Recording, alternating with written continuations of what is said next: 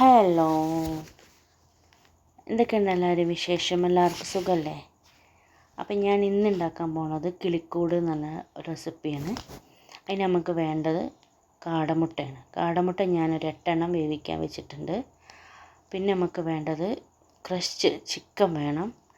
പിന്നെ നമുക്ക് വേണ്ടത് 2 സവാള ചെറിയതാക്കി ചോപ്പ് ചെയ്തത്, മുളക്, പച്ചമുളക്, മല്ലിയില, കറിവേപ്പിൻ്റെ ഇല, ഇതൊക്കെ നമ്മൾ ചെറിയ കഷ്ണാക്കി ചോപ്പ് ചെയ്തത്. നമുക്ക് ആദ്യം ഒരു പാത്രത്തിൽ എണ്ണ ഒഴിച്ചിട്ട് സവാളയും ചോപ്പ് ചെയ്ത മല്ലിയില, മുളക്, കറിവേപ്പിൻ്റെ ഇല, പച്ചമുളക് ഇതൊക്കെ നമുക്ക് വഴറ്റിയെടുക്കാം. അതിലേക്ക് ആവശ്യമുള്ള പൊടികൾ ചേർക്കാം. പൊടികൾ വേണ്ടത് മല്ലിപ്പൊടി, അര ടീസ്പൂൺ മല്ലിപ്പൊടി, 1/4 ടീസ്പൂൺ മഞ്ഞൾപ്പൊടി, ഉപ്പ്, ഒരു 1/2 ടീസ്പൂൺ ഗരം മസാല, ഇതൊക്കെ പാടെ ചേർത്തുകൊണ്ട് നമുക്ക് ആ ഉള്ളി വഴറ്റിയെടുക്കാം. പിന്നെ നമുക്ക് വേണ്ടത് ഉപ്പിട്ടുകൊണ്ട് വേവിച്ച് വെച്ച പൊട്ടറ്റോ, അത് ഞാൻ നന്നാക്കി ഉടച്ച് വെച്ചിട്ടുണ്ട്. പിന്നെ ക്രഷ് ചിക്കൻ അതേപോലെ ഞാൻ പൊരിച്ചുകൊണ്ടിട്ട് ക്രഷ് ചെയ്ത് വെച്ചതാണ്.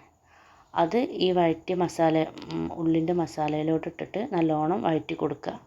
പിന്നെ അതിൻ്റെ ശേഷം ഈ വേവിച്ച് വെച്ച പൊട്ടറ്റോ അതിൽ ചേർത്തിട്ട് നന്നാക്കി ഇളക്കി കൊടുക്കുക.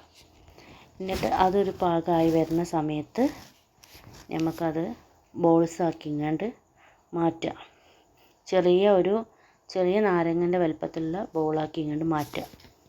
എന്നിട്ട് അത് നമ്മളെ കയ്യിൻ്റെ ഉള്ളിനടിയിൽ വെച്ചിട്ട് നന്നാക്കി പരത്തിയതിൻ്റെ ശേഷം അതിലേക്ക് ഓരോ കാടമുട്ട വെച്ചിങ്ങാണ്ട് അതിൻ്റെ ഉള്ളിൽ വെച്ചിട്ട് നമുക്ക് ചെറിയ ബോൾസാക്കി എടുക്കാം.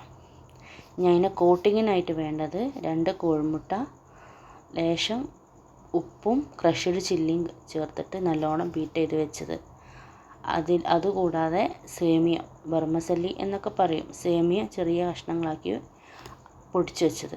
എന്നിട്ട് ആദ്യം ഈ ബോളാക്കി വെച്ച ഈ കാടമുട്ടൻ്റെ ബാറ്റർ ഈ കോഴിമുട്ടൻ്റെ ബാറ്ററിൽ മുക്കിയിട്ട് സേമിയത്തിൽ കോട്ട് ചെയ്തെങ്ങാണ്ട് മാറ്റി വെക്കുക.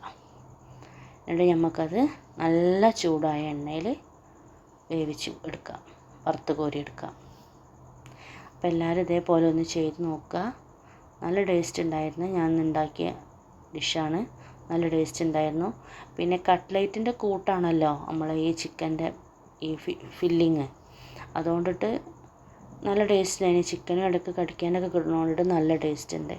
ഇനി ഇത് ചിക്കൻ ഇല്ലാതെയും വെറും പ്ലെയിൻ പൊട്ടാറ്റോ മാത്രമായിട്ട് അതിലേക്ക് ഈ വേവിച്ച മസാലകൾ മാത്രം ചേർത്തുകൊണ്ട് ചെയ്താൽ മതി. ചിക്കൻ നമുക്ക് സ്കിപ്പ് ചെയ്യാം, ബാക്കിയൊക്കെ ഒരേ സെയിം ആക്കി എടുത്തിട്ട് അങ്ങനെയും ചെയ്യാം.